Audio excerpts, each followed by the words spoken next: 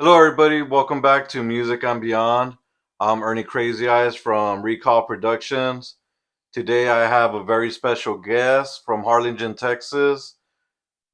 He is known as the 956 Blessed or just Joe Blessed. How's it going, man? God bless you, bro. Thank you, man. Thank you for having me. Yeah, man.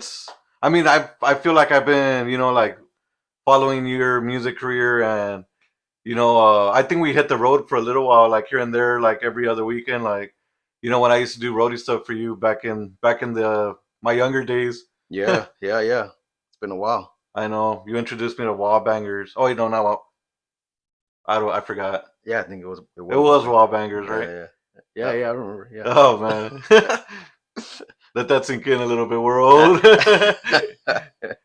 uh, but I'm glad you're here, man. Like I've been wanting to talk to you for a very long time, and I've been a huge fan ever since I was a kid, and your music really spoke to me when I was a kid, and Um, we're probably gonna get into it a little bit, but I was listening to your first album, Wounds, and I listened to the second album, The Storm, and I just felt like it was two different, completely different albums, See. and you could even tell by like the way that you rap and the message and so I don't know, that was just something that I picked up a little bit when I was listening to both albums. See. Yeah. But to start off, what inspired you to become a Christian rapper, and how did you start in the music scene? Well, what happened was that I was homeless. So when I was homeless, I started picking up a pencil and paper and just started writing my ideas. I didn't know at the time that they had ended up becoming poems, which ended up turning into raps. So the once we finally left from being homeless and I come back to the valley, um, I'm scanning the radio stations and stuff, and I hear a Tupac song, Hmm.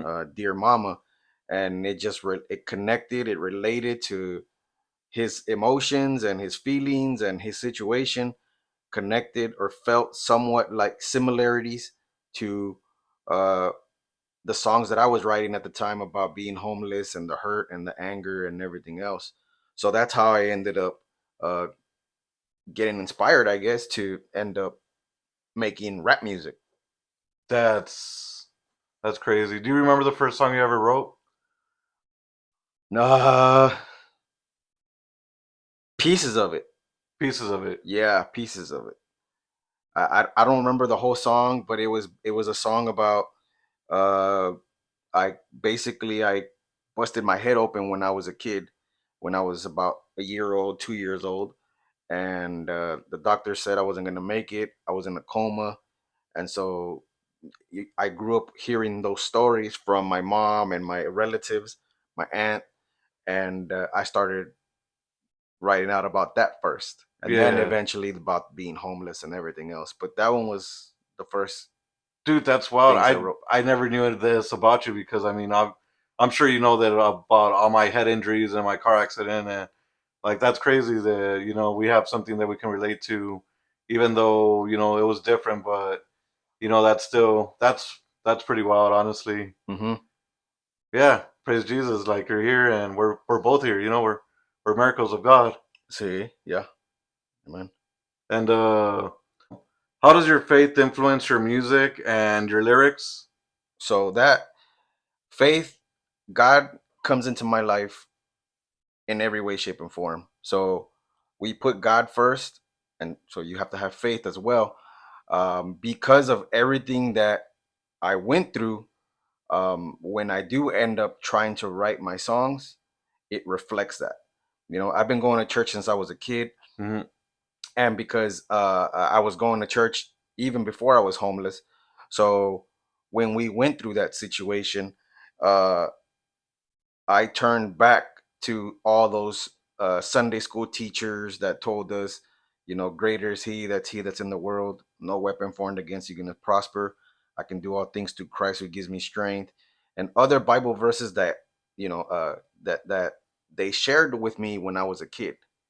So when I started becoming homeless, and I was homeless, uh, that reflected on the lyrics. at the point when I started trying to write all of these things out, because God was, even though I was going through a tough time, God was in the middle of it all. Yeah, he was writing your story. Yeah. That's pretty intense, man. S- And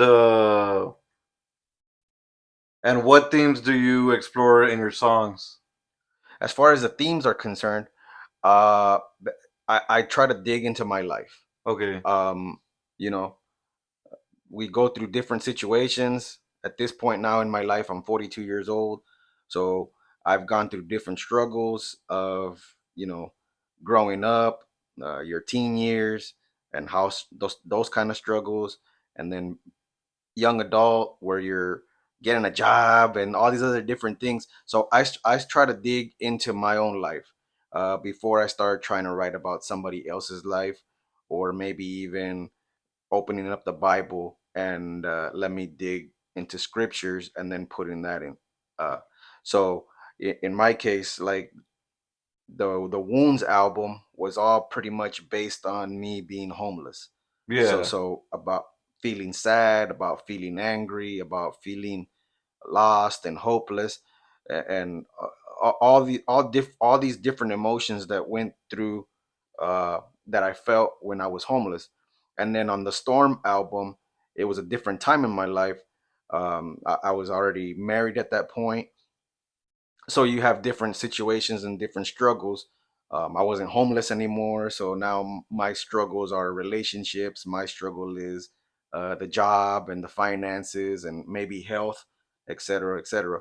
So I try to dig from me first, and then secondly, I try to let me get into the Bible and see if I can share some Bible stories that we read in the Bible and try to relate to somebody else, um, in this day and age where it's a little bit more relatable, Yeah. using slang and using uh, the terminology that we use nowadays. Yeah, and I love that you broke it down like that because like one of my favorite songs from the Wounds album that I want to dig in a little bit is Thanks Dad, because every time that I listen to that song, and even like before you got here, like I was listening to that song because that's one of my one of my favorite songs that you make.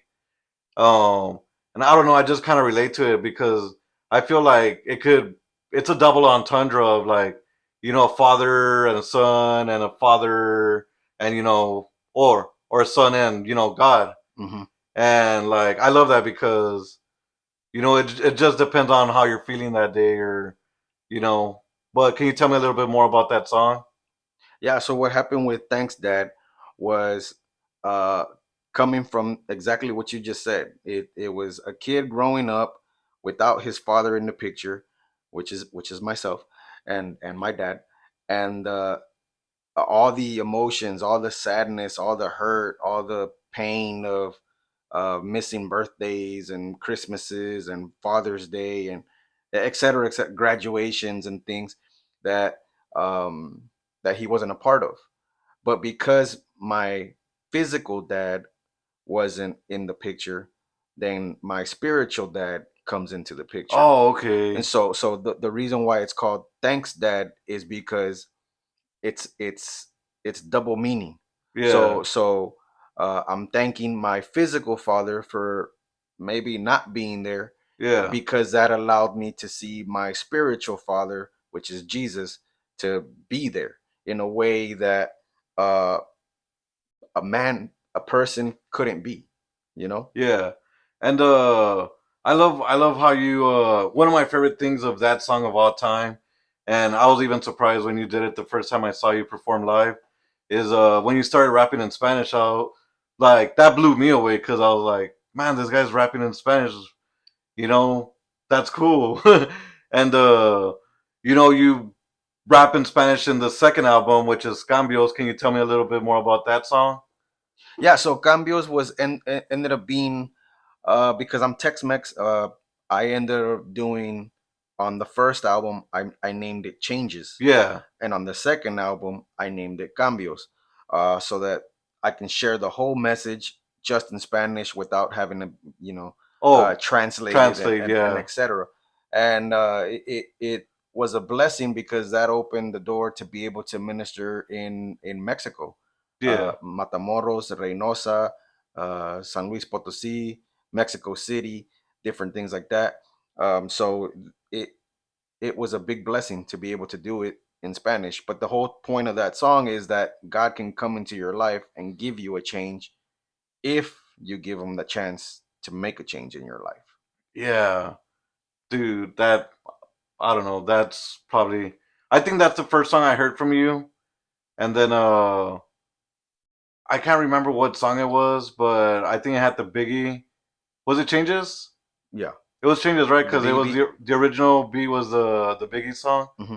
and then My Praise is one of my favorite songs, and I think I have the album. I think that has the original beat, maybe like the dun dun dun dun dun dun, dun, dun. Yeah. Like So what I ended up doing for the Biggie beat and stuff, I started off like pretty much any other rapper. I did it mixtape style. yeah, So I couldn't afford beats. I didn't even know where to get the beats from at that point. I was just barely starting.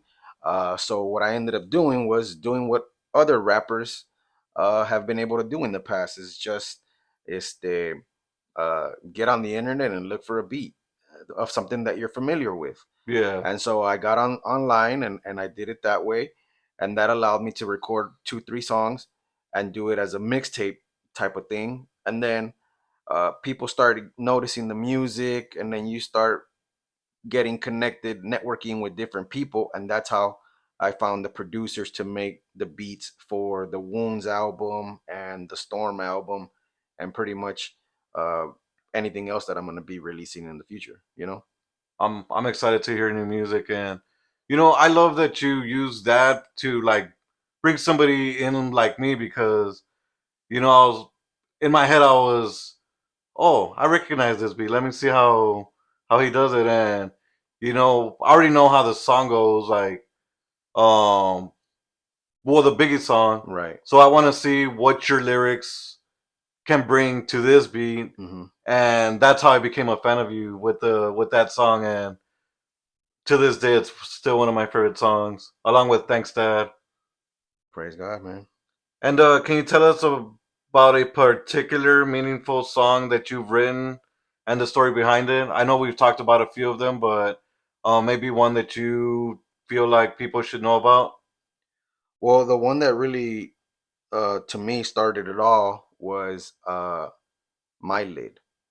The reason why that song to me I guess, more impacting, or one of the songs is more impacting to me, is because it was about being homeless. And I used um, the Gold Digger beat by Kanye West. And so when people hear it, they hear the beat. And so they get all hype and, oh, yeah, that's nice and whatever. And then they hear the lyrics, and it's like it's a contrast. It doesn't really work because the message is about something very personal and very deep, and then serious, and then the beat itself is like fun and upgoing and uplifting. And so to me, My Lid is one of the songs that really uh, I'm really happy about. I'm really proud of because it it shares Jesus uh, in this dark time that was in my life.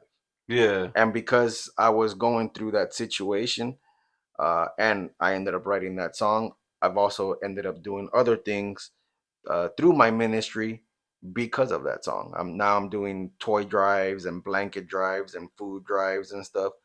But it all started from the kid that was homeless in Houston with his family, and now God used all my hurt, all my pain, all my sadness, all my etceteras that I was feeling at those times, yeah. turned it into lyrics, and then turned it into the ministry now to do all these, drives and toy drives and etc. that we're doing nowadays. Yeah, and if you guys are, I think you go pretty much San Antonio and the Valley, right? I go everywhere. Or you go, We go wherever we can go. uh, he sells cookies. He does cookie drives. Those cookies, oh my god! When we buy them, bro, they don't even last like a day.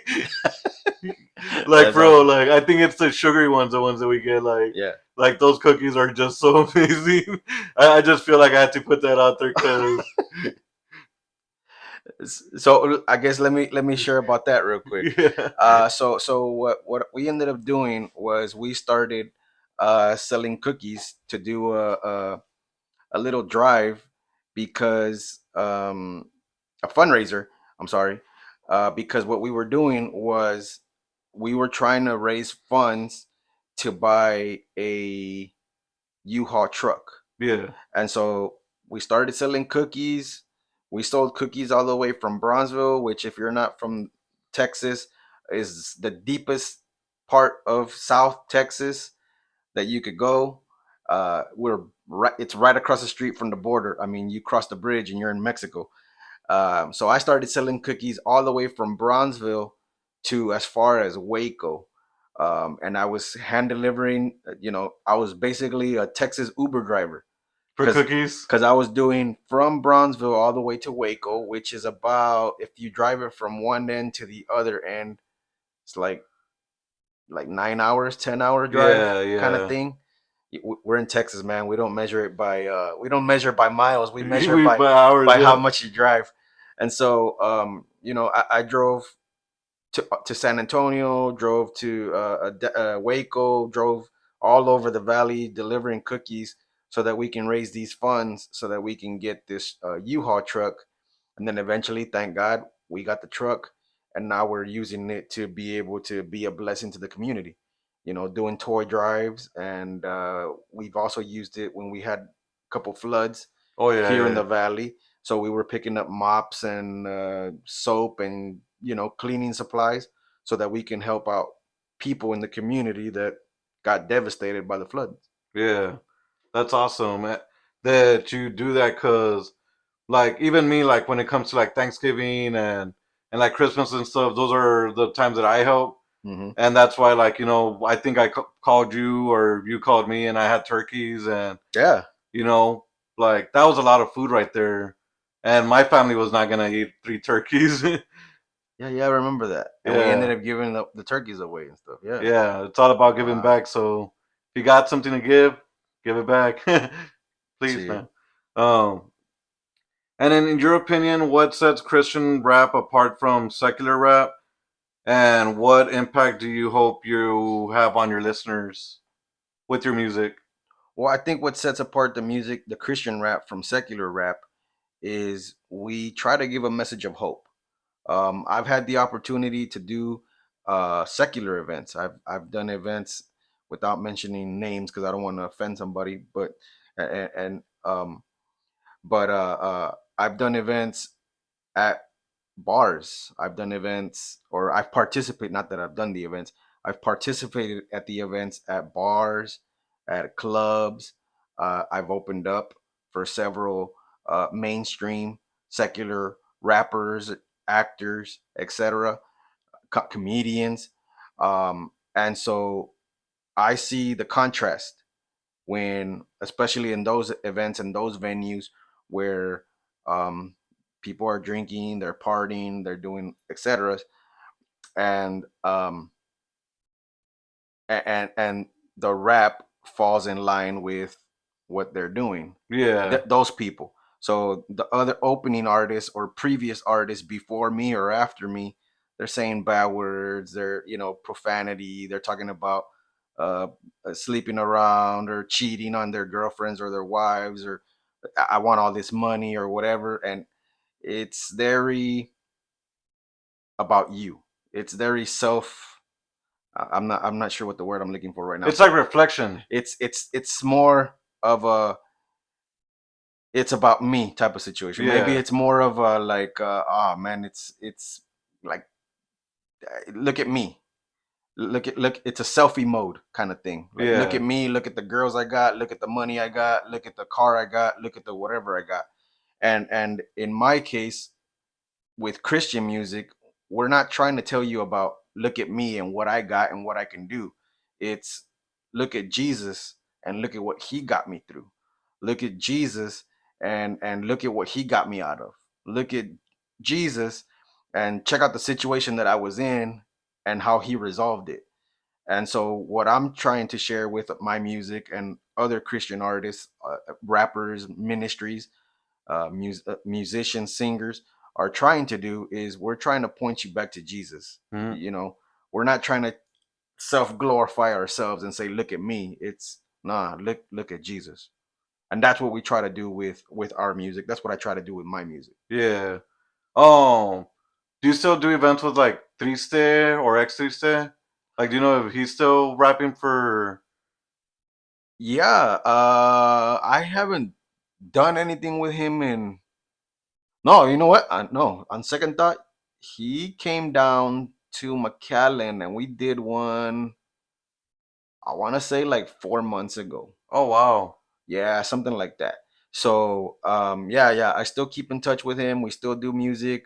He doesn't live in the valley no more, so maybe that's why you don't see him as often. Yeah, yeah, yeah. But he's up in the Corpus Kingsville area, and so it's just a little bit different. But he still does events. He still travels and That's ministers. amazing. I like that. Yeah, I was going through my CDs the other day and I saw his album. I'm like, whoa, I forgot about this guy. Yeah. But that's cool, man. I'm glad you guys are still doing stuff because honestly, you and X3 were my favorite, Christian rappers growing up because you guys were the only ones I knew. And then that's when I got introduced to like Lecrae and Hmm. like Michael Lopez, my best friend, rest in peace. He introduced me to other hip hop artists, and Hmm. um, Hmm. we would always listen to like Lecrae or your music or X3 says music, and we'd just like like we'll ignore what you guys are saying and kind of just like flow with our own music. Like we would just use your music as an instrumental, and Yeah. yeah, I don't know, it just brought back so much memories. Wow, man. Yeah, and how do you handle criticism or pushback from those who may not agree with your message or your style of music? Well, let me see. I mean, I'm sure it's happened to me before. You know what? Yeah, I did an event I participated. I didn't do it. I didn't host it. I participated at an event in Kingsville at the university, Yeah. and so the whole town comes out because it's an event that is, it's a big event and it's a small town, so everybody shows up. And part of the people that showed up were atheists. Part of the people that showed up were Catholic, Christian, Muslims, different community. It's the whole community. And so I opened up that day with the Gold Digger beat. Oh, And okay. so the guys, like, I could see the crowd and I could see some people and they were all hype and they were dancing and stuff. And then I started saying Jesus, and then they started like nodding their head, like, "No, man, No. I can't believe you just said that."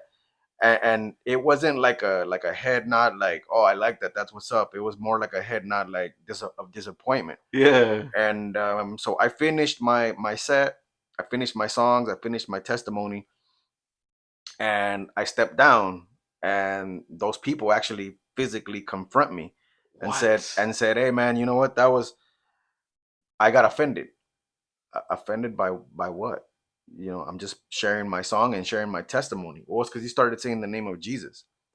And so it just so happened that um they were open. It was a beautiful moment because what happened was that it was face to face. Yeah. And so they were able to hear me out, I was able to hear them out, rather than the way we do things nowadays where we just talk to each other through Facebook or Twitter or something, and dismiss. You just, "Oh, I don't like you no more," and block, Blocks. Yeah. or this, that, and the other, and block and tag and all this other stuff. But the nice thing about that situation was that it was in person, and because it was in person, I got a chance to hear him out of what he didn't like, and then he got a chance to hear me out and where I came from. And at the end of the conversation, it was a 15-minute conversation, more or less, and we agreed to disagree. He completely understood where I was coming from, and then he respected it. and I completely understood where he was coming from. And I just prayed for him from the on the inside and said, you know what, God, if you can touch me, then you can touch anybody else. Yeah. But it was a nice thing that it was a confrontation that could be resolved in person. Man, well, I wouldn't even know how to, like, when somebody confronts me, I just kind of like, what? Like, I'm sorry. You're right. Here you go. No. So, no, but I think what happens is because it's Christian music, um, sometimes people don't know how to react to it. Yeah. I'm sorry, not Christian music, but when it's Christian rap. Yeah. And so, because I faced that a lot when I started off, I faced criticism from the outside because I'm using Biggie beats and all these other beats. And then I'm facing criticism from the church when I started because it's like, I don't like your cap and I don't like your jeans and I don't like that music. Man, I know that music is all about the devil, and they just start cussing and talking about girls and drugs and stuff. And so I faced it a lot in the very beginning because I was facing it from inside the church and outside And the church. outside. But as long as you still remain true and say, hey, God, look, this is what I'm doing. This is what you've given me. Now give me favor with people. Then it starts becoming a better situation. Yeah. God started using this music and using these tools and these lyrics to allow me to go into places where some Christians would never set foot in. I go to detention centers. I go to drug rehabs. I've gone to jails. I've gone to prison to go minister, and the way I do it with rap music.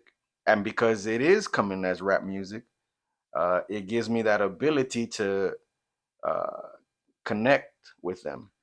And you know what? I love when you post about, like how your day went, like with the juveniles or the detention centers, and I just love listening to how the way that you impact those kids, and change their lives and stuff. Cause, um, like, yeah, I started hanging out with you because I enjoyed your music, and because like we were always traveling, whether it be McAllen or Kerrville or you know, Oh, that's but right. We did go there. but but I forgot about that one. that was fun. Um, but one of the things I also do love is just the positiveness that you bring, and just the vibe and stuff, because there's just so much negativity in the world, and sometimes you just need to get away from the negative people and you know feel the positive vibe somewhere else. Hmm. Because not everybody's gonna make you happy, and not everybody's gonna want you to be happy. And that's what I learned. Like going to church and being happy. Hmm.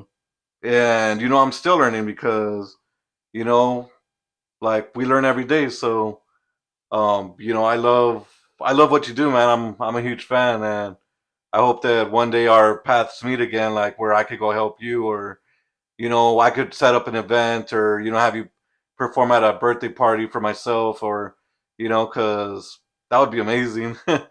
Praise God, man. Let's Yeah. let's do it. I think we already did one. We did your birthday, I think, at some pizza place right here in Oh, San that Benito. that was back in 2009, I think. Yeah.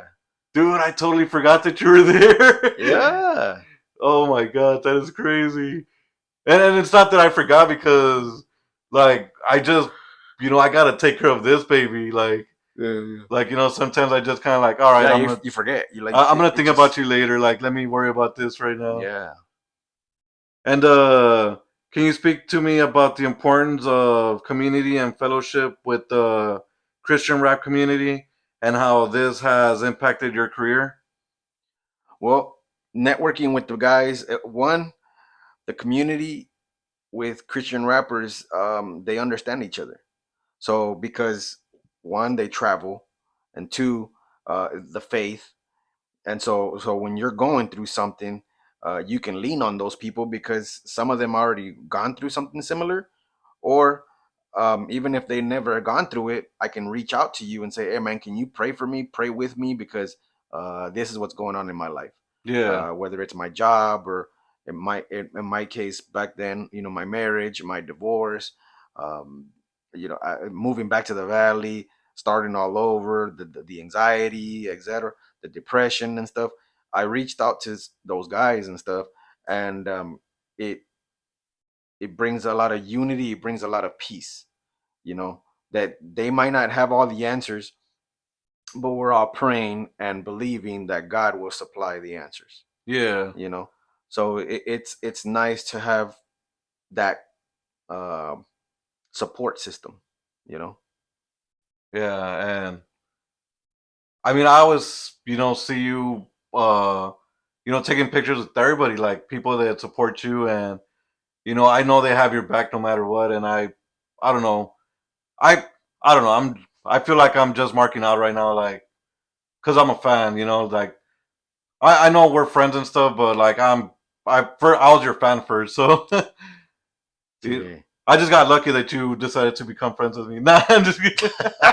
Nah, you, you're a good dude, man. You're a yeah. good dude. And how has your faith journey influenced your personal life and your artistry, and how do you continue to grow and evolve in both areas? Well, again, God is first, and so when you have that as your foundation, that allows growth in the music. We I focus on, I'm gonna write a new song. All right, I'm writing a new song. How, and then when I finish it, okay, how is this gonna be a blessing to somebody?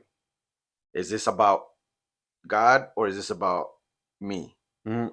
Okay, you know what? Let me make some edits. Why? Because it's, again, at the end of the day, it's all about Jesus. And then in my personal life, same thing. Okay, God, I'm prayed up. What are we gonna do today? Uh, do this. Go to the juvenile detention and go talk to these kids. Go to the drug rehab and share this, etc. So God is the foundation of everything that I do, whether it's rapping, whether it's just living my everyday life, web designing, uh, all this media stuff that I know how to do. I try to bring it back to Jesus. Mhm. How is this going to be a blessing to somebody? How is this going to be a blessing to the community? How is this going to help somebody out or give them a message of hope? So to me, it's not always about rapping. Uh, there's been times when I'm not on the main stage. Yeah. Times that I'm the cameraman. There's times that I'm the sound man, and I'm behind the scenes pushing buttons on the computer or the soundboard, so that the pastor or the preacher can share a message of hope with the church, or in some cases out in the community with the community, because we're doing an outreach event, things like that. So we put Jesus first. I put Jesus first so that we can do the best that we can. Amen. And what advice would you give to an aspiring Christian rapper who are just starting out in the industry? One, be humble. And two, well, let me I guess go into more detail on be humble.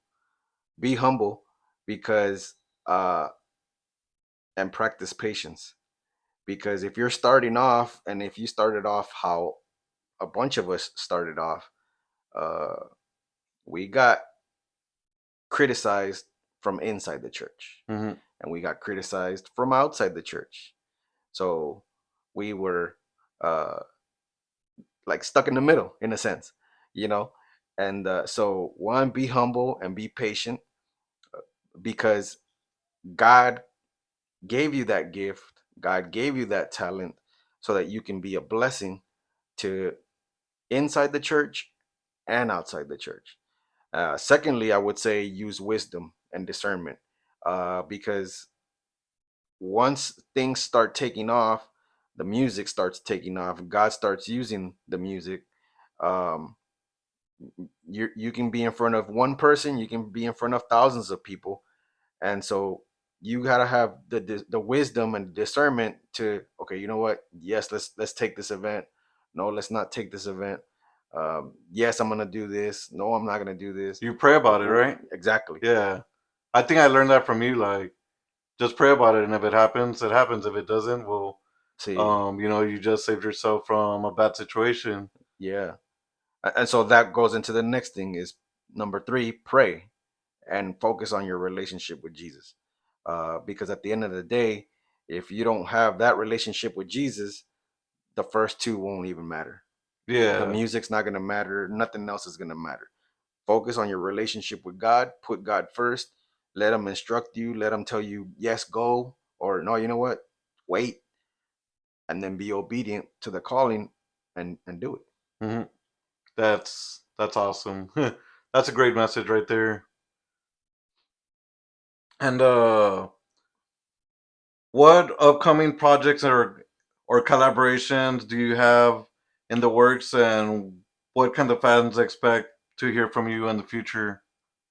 So right now, what I'm working on is moving the truck hmm that I nicknamed Miracle Whip. So I have this U-Haul truck that is basically our ministry truck. It has speakers, it has a television inside, it's got a generator, it's got a barbecue pit. So this thing is ready to go. It opens up as a stage, and it's mobile. We can go to any church, any park, any location really, because we don't even need uh, electricity because I have a generator, so we can plug it, I guess, somewhere at the beach or somewhere in the middle of a park, which I've done that before too, with just nothing but grass. There's nothing around me, and we turned on the generator, and we were able to um, do an event ministry outside in the park in the middle of no electricity. Yeah. And so that's my upcoming thing right now is to focus on that truck, get that truck moving anywhere, whether it's a church parking lot, a business parking lot, a park, whatever it might be. This April, we got for sure we got two events that we're doing that I'm hosting at a business in Bronzeville. And if everything goes correct, I should also be getting the truck involved in Bronzeville at for 2 days at a kickball tournament. Oh, nice. And so my next upcoming project is to fix up this truck, move this truck along, and get it going on a weekend basis, Friday, Saturday, Sunday kind of thing, and go collect blankets or toys for kids or what else do we do? Canned food or non-perishable foods, and then go back and give to the community.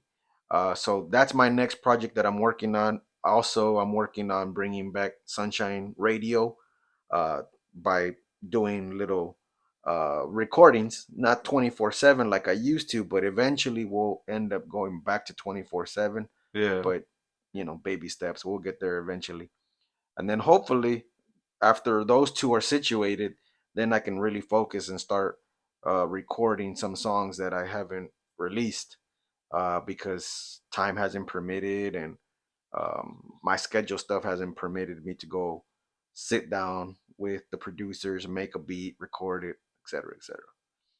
That's awesome. I can't wait for, and I really hope to, see you live one day because it's been a long time. Yeah, man. It's been a very long time. I got busy with this, and um, but before I let you go, I like to ask this fun question because you never know what you're gonna get. Like Forrest Gump. Yeah. Hi, Jenny. uh, but if you were stuck with any musician, dead or alive, who would it be, and what would you talk about? If I was stuck with any musician, In dead an or elevator. alive, In an elevator. okay, If you were stuck in an elevator with any musician, dead or alive, who would it be, and what would you talk about? musician, Or just like hip hop, or you know, okay. like artists. Well, I would say King David, because you're like, well, is that a musician? Well, he wrote the entire book of Psalms. Ah, So okay. he wrote 151 uh, uh, chapters Yeah. from the book of Psalms and stuff. And so uh, why? Because why I would pick him is because in the Bible it says that he was after God's heart. Yeah. and so he had this relationship with Jesus that even though he messed up in so many different ways in his personal life, God still said, I he's after my heart.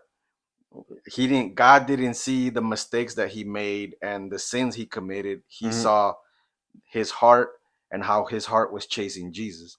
So if I could be stuck in an elevator or whatever have you with somebody, I would pick King David because he wrote so much of Psalms that had to deal with a lot of emotions and Hmm. etc. And so I could probably like pick his brain and be like, man, how did you write about being scared? And how did you write about, because in his case, they were chasing him to kill him and stuff. Yeah, And yeah. so there's verses in there where like I can't see a way out. I don't find an exit, and God help me. And you know what? I'd rather die. And he wrote all of these things, and some of it was dark. And then Jesus still said at the end, "He's after my heart." So Yeah. I would like to, if I could be with anybody, that was dead or alive, I would try to be with him. Man, Ask him something. that's pretty deep, honestly. And it's crazy that you said Psalms because my brother he loves the Psalms, like he's always listening to them on YouTube, and Hmm. I'm just like, that's good. And where can we find you, Like my social media wise? social media wise, so I have my website, I am blessed.us. Hmm. You can find all my stuff on there. I have an app also, so you can download on the Apple and Android. You can download the 956 Blessed app, Oh, okay, I need to get that. and you'll see my little logo. So it's 956 BLESSED. You search it all together, and it'll come up, and then all my information will be on there: pictures, events, music, uh, ways to email me, things like that is on there. That's awesome, man. And I want to thank you so much for joining me today, man. And it's kind of crazy how I think I met you when I was like 16 or 17 or 15. And, we're 15, 16, 17, 18 years later. Here we are. And, you're on my platform. And that's pretty wild. And I want to thank you so much, man, for being a huge inspiration and for me. Like, maybe I don't say it much, but you really have been a true inspiration to me. And, I'm forever grateful. And I want to thank everybody for listening today. And check him out, follow him everywhere. And remember that without music, life would be a mistake. God bless you guys.